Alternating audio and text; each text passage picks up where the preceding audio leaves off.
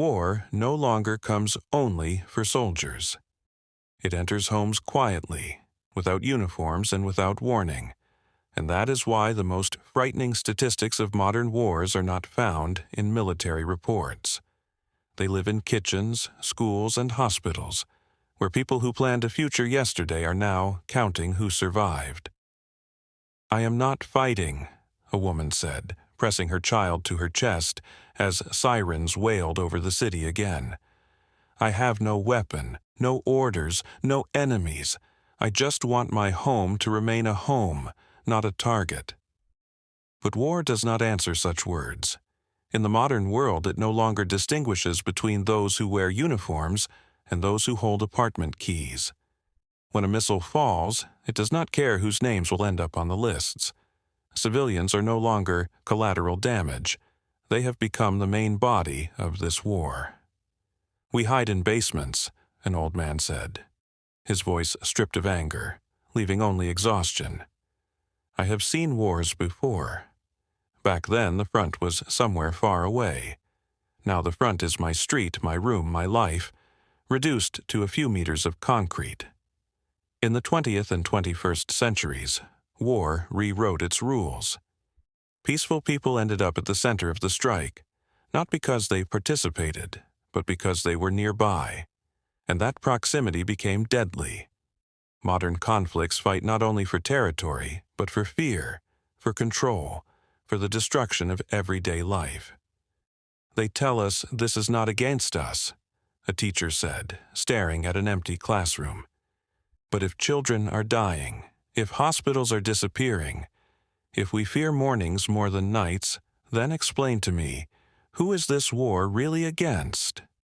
Civilians became the majority of the dead not because they chose war, but because war chose them. And that is what makes it the most brutal version of all. When soldiers die, the world speaks of strategy. When civilians die, the world often hides behind numbers. "We are not statistics," someone shouted in the darkness of a basement. "We have names, stories, lives that were never meant to end as a news headline." Civilians do not appear in reports right away because their deaths have no clean definition. They dissolve into words like collateral losses, as if a destroyed life could be hidden behind a technical term. But for those who survive, every such word is a verdict without a trial. "They told us not to go outside," a father said, looking at the destroyed entrance where children were laughing yesterday. "But how do you stay inside when the water is gone, when the medicine is a block away, when life does not stop even when missiles fly above you?" War in the 20th and 21st centuries learned to fight at a distance, and it is this distance that made civilians defenseless. The one who presses the button does not see faces, does not hear screams, does not know names. Between decision and death, a cold space appears, where responsibility dissolves. "They say they targeted an object," a nurse said, wiping hands trembling from exhaustion. "But the object became my corridor, my ward, my patient, who never even understood why he was killed." Cities are no longer rear zones. They are battlefields. Every building is a potential position. Every school is a suspicious place. Every hospital is possible cover. And in this logic, civilians lose protection, because protection requires clear boundaries, and modern war erases them.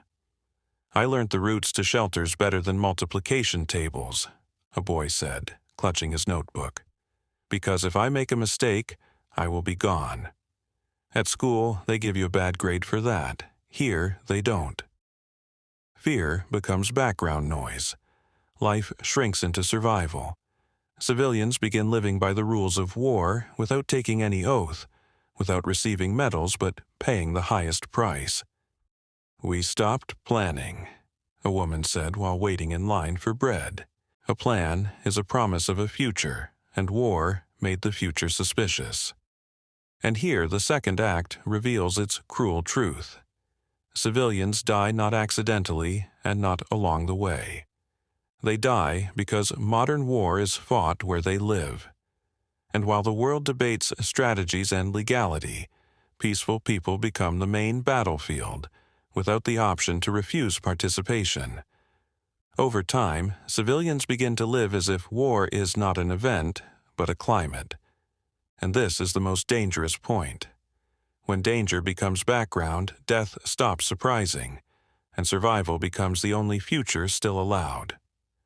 "I no longer flinch," a woman said, looking out a window without glass where flowers once stood. "I count seconds, determine direction, think whether I can reach the corridor in time, and I am not afraid of explosions anymore. I am afraid that this has become a habit." Children grow up in this reality faster than adults can comprehend. Their games change. War enters imagination as easily as it enters courtyards. Where there were once heroes, there are now checkpoints, shelters, retreat routes. "I know where it's safer," a boy said seriously, not like a child. "Where there are two walls, not one. And if the lights go out, you don't run, because running makes noise, and noise is heard." These words hurt more than statistics. They mean war is no longer temporary, it has taken root. Civilians pass down knowledge not about life, but about survival. Not about dreams, but about rules that should never exist. "We no longer ask why," an elderly man said in a basement. "We ask when." Why changes nothing. When can save a life. And that is terrifying because it means we accepted this war as reality. Civilians begin to disappear not only physically, but in the world's perception. Life compresses into short gaps between alarms, with no room for normality. "I am afraid of the day this ends," a woman admitted quietly, "because I don't know how to live without this tension. And if I cannot return to calm, then war has taken more from me than any missile ever could." This is where the third act becomes the most painful. Not about numbers of the dead, but about how modern war cripples civilians before death, changing thoughts, fears, and the meaning of normality. Even those who survive will carry this war longer than it exists on maps and in news.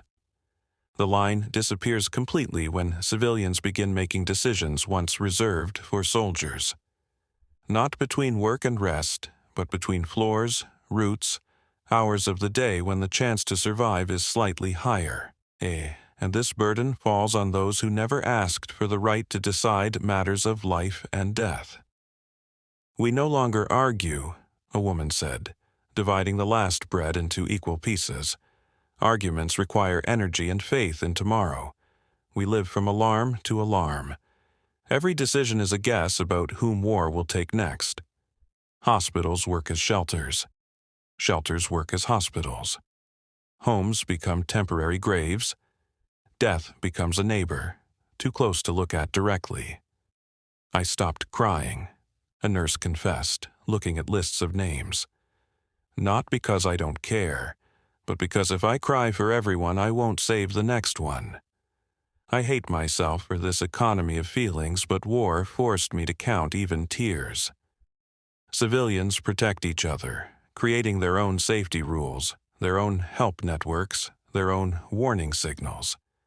There is something heroic in this, but also tragic, because it is heroism born not from choice, but from the absence of alternatives. "We became stronger," someone said in the basement. But I'm not sure this is a strength worth celebrating. It exists only because the world allowed us to become targets. And then comes another feeling, anger. Cold, long, directed not only at those who shoot, but at those who explain deaths with complex words, as if civilian lives can be balanced by arguments. "When they call us collateral," a man said, clenching his fists, "they steal our right to mourn. Collateral is not grieved, it is accepted, and I refuse to be collateral in my own life." This is where the fourth act reaches its peak. Civilians are no longer only victims, they are witnesses and carriers of memory. If the world does not stop, this memory will become an accusation no statistics can erase. When the explosions fade, civilians do not step into the light immediately. They already know silence can be a trap.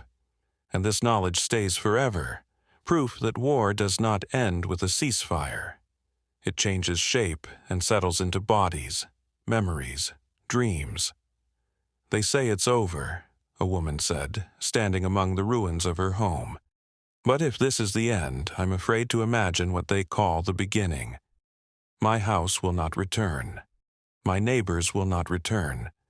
My life now starts from zero, without instructions." The world counts losses, builds memorials, writes reports. But civilians do not fit into formulas. Their stories have no battle date, no orders, no justification. They simply lived where someone chose war. "They ask how we survived," a man said, looking into an empty yard. "But no one asks who we became. Survival is not victory when you lose peace, trust, and the ability not to expect disaster." Children learn to laugh again, but flinch at loud sounds. Adults rebuild, but their eyes search for shelter. It becomes clear, most victims of modern wars are not only the dead, but those left alive with war inside them. "We do not want revenge," an elderly woman said quietly. "We want to never again be called collateral. Because if the world accepts our deaths as acceptable, this war will repeat elsewhere with other names. This is the ending and the warning." Modern war revealed its true cost not on front lines, but in cities, among civilians. As long as civilians remain the majority of victims, no victory is real. War may begin with orders and end with agreements, but its true mark is the lives of civilians, broken without choice. And if the world ever wants to end wars, it must accept one uncomfortable truth. The greatest defeat of every conflict is that it takes the lives of those who never fought but paid for everything.